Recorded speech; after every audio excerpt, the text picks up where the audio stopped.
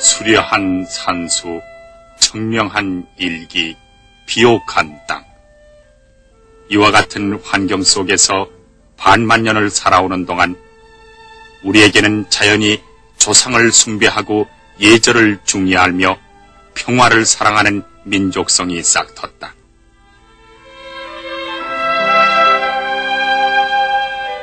노래와 춤을 즐기는 우리의 풍습이 바로 평화를 사랑하는 민족임을 증명한다.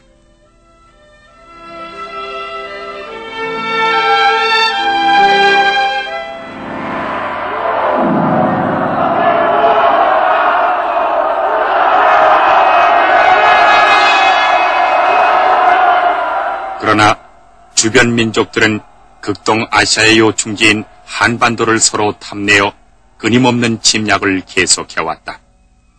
그때마다 우리 민족은 불던 피리를 놓고 춤추던 부채를 챙겨둔 채 총화 단결로 그 외침을 막아냈다. 수나라 100만 대군을 전멸시킨 을지문덕 장군의 살수 대첩이 그러했고, 임진왜란 당시 전국 방방곡곡에서 일어났던 승군과 의병들의 빛나는 승리가 또한 그러했다.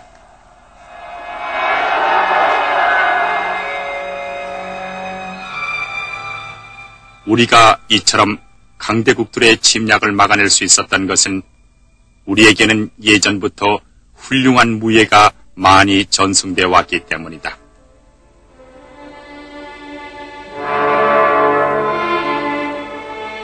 고구려의 고분 벽화나 신라의 조각 등에서 우리는 그 무예의 흔적들을 찾아볼 수가 있다.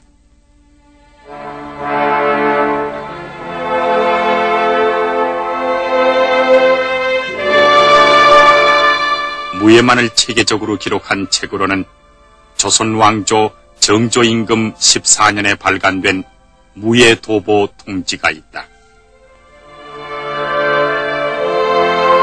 이 책을 보면은 우리나라의 무예가 무인무예와 문인무예 두 가지로 크게 분류되어졌음을 알 수 있다. 그럼 무인무예 중에 대표적인 검수를 여기 소개한다.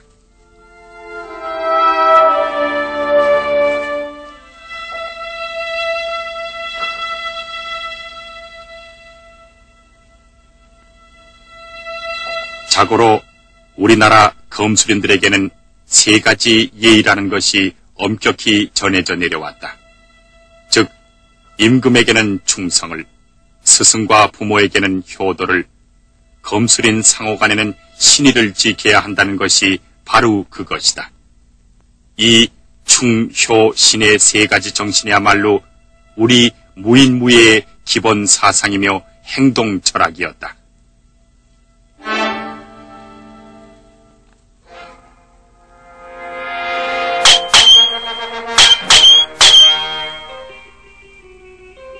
무예의 궁극적인 목적을 살생해 둔 것이 아니라 이처럼 정신수양해 두었다는 것만 보더라도 우리 조상들이 얼마나 평화를 사랑해 왔는가를 알 수가 있다.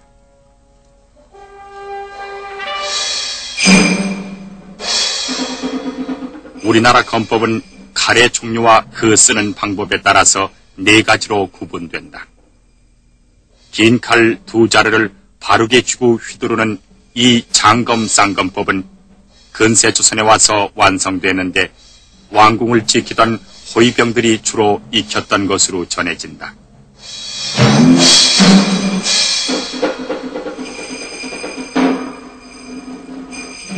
임금의 바로 곁에서 시중을 들던 궁녀들이 익혔던 단검 쌍검법. 이 검법은 오늘날 민속무용인 칼춤으로도 전승되고 있다.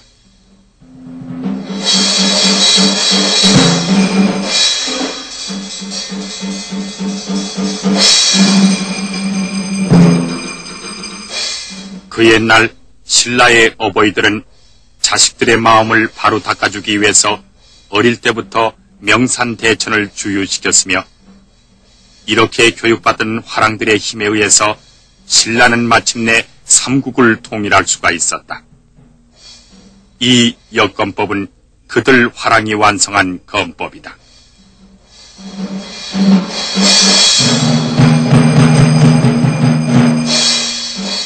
이 건법은 우리나라에서 가장 오래된 정건법이다. 마치 춤을 추던 묘기를 백출하는 이 건법을 볼 때 왜 우리 조상들이 무술이라는 말 대신 무예라는 말을 더 즐겨 사용했는가를 알 수 있을 것 같다.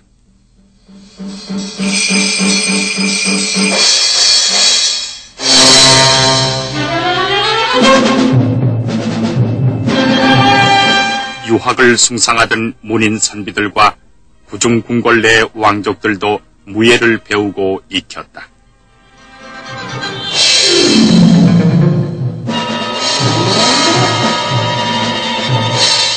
이 문인 무예의 특징은 병기를 사용하지 않고 맨손으로 한다는 점이다. 그러나 그 어느 무기술 못지않게 무서운 위력을 갖고 있다.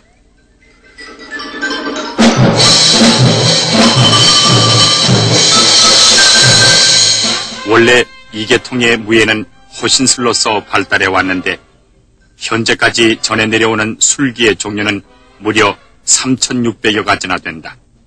그럼 호신술 중 몇 가지를 소개한다.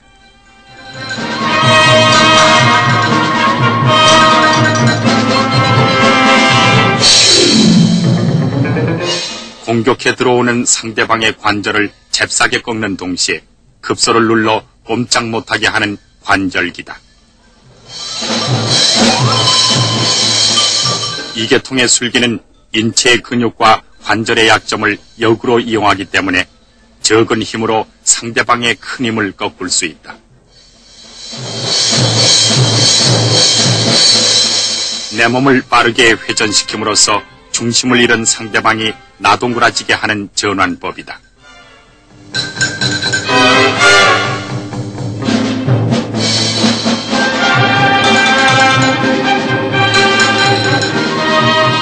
호악하게 날뛰는 무리안을 끈 하나만으로 손쉽게 묶어서 꼼짝 못하게 하는 이 포박술은 옛날 포졸들이 필수적으로 익혔던 술기 중에 하나다.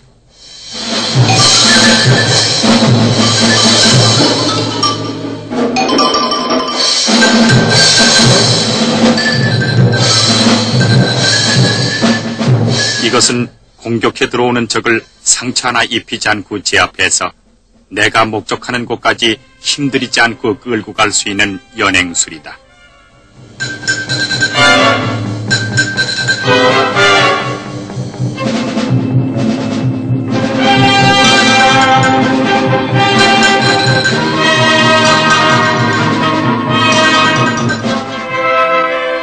옛날 선비들이 즐겨 사용하던 부채가 때로는 호신용으로도 사용됐다.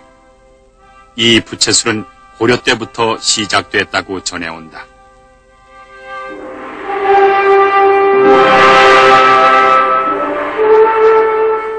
통일신라 때 원효대사가 완성해서 후세에 전했다는 지팡이술.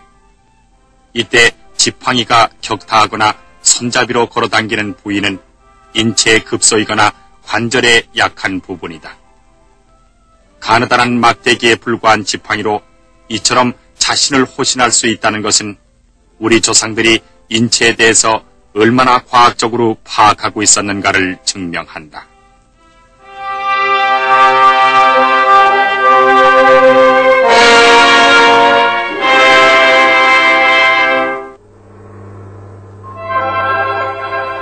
그럼 이들 문인무예의 세 가지 기본 원리를 알아본다. 첫째는 일명 아랫배 호흡이라고도 불리우는 단전호흡법이다. 이 호흡법을 꾸준히 연마하면은 정신적인 힘과 육체적인 힘을 순식간에 통일시켜 놀라운 힘을 발휘할 수 있다.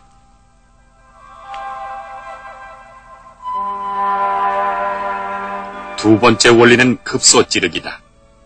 인체에는 364개소의 급소가 있는데 갑자기 이곳을 찔리면 심할 경우 생명까지 잃게 된다.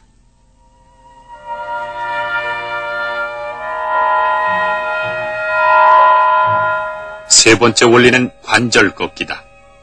관절은 몸의 움직임에 따라서 각기 그 꺾이는 각도가 달라지는데 누구나 단 한마디만 꺾여도 온몸의 힘이 다 빠져나가 맥을 못 쓰게 된다.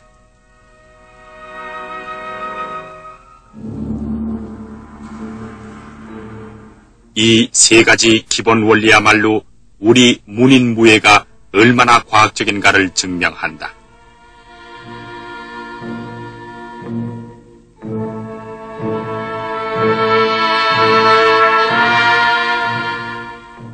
호신술은 방어가 목적이다. 그러나 적극적인 방어를 위주로 단련하기 때문에 상대방이 어떠한 무기를 들고 공격해 오더라도 쉽게 제압할 수 있다.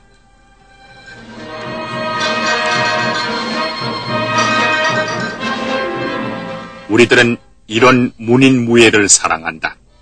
그 속에는 이들 무예를 연마함으로써 유비무환의 정신을 생활화했던 문인 선비들의 높은 이상이 담겨져 있기 때문이다.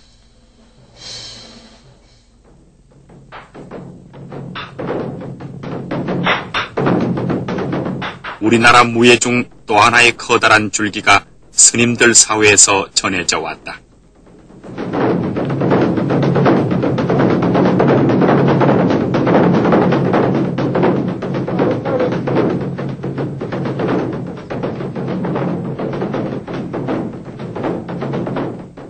역사상 국난이 닥칠 때마다 전국 유명 사찰에서 승병이 조직되어 외적을 크게 물리친 기록이 많다. 그 실례로 임진왜란 당시 서산대사와 사명당에 뛰어난 무공담을 들 수 있다.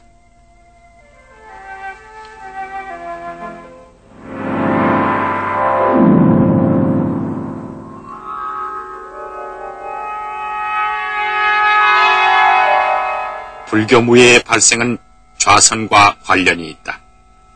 스님들은 오랫동안 좌선을 하기 위해 좌선을 시작하기 전에 준비운동과 끝낸 후에 정리운동으로서 여러 가지 맨손 체조를 해왔는데 이것이 차츰 변형돼 불교무예의 기초가 되었다 한다.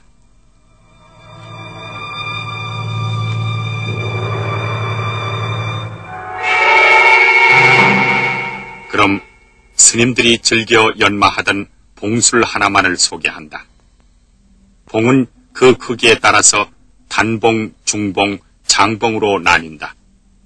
지금 보는 것은 중봉형으로 공격과 방어에서 발생되는 모든 동작을 차례로 연결해 춤으로 만든 것이다.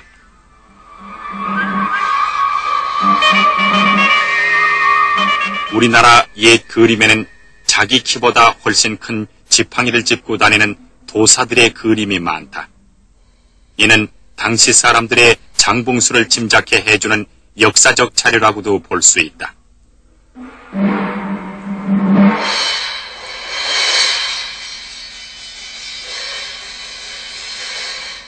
꺾어 돌리고 찌르고 격타하는 모든 부위가 인체 급소를 겨냥하고 있는 단봉형이다. 이 형 속에는 20cm 안팎의 짧은 막대기만으로도 자신을 완전히 호신할 수 있었던 옛 사람들의 지혜가 담겨져 있다.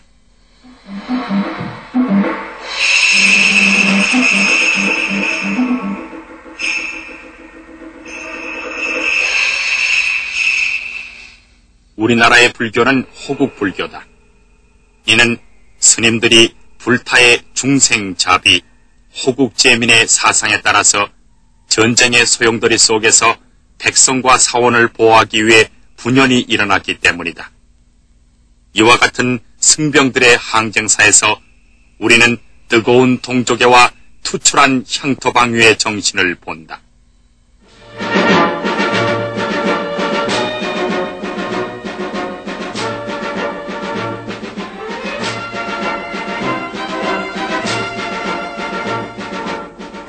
오늘날 우리들은 조상들의 얼이 담긴 이런 무예를 보다 널리 그리고 보다 많은 사람들에게 보급시키기 위해 무예를 스포츠화하고 있다.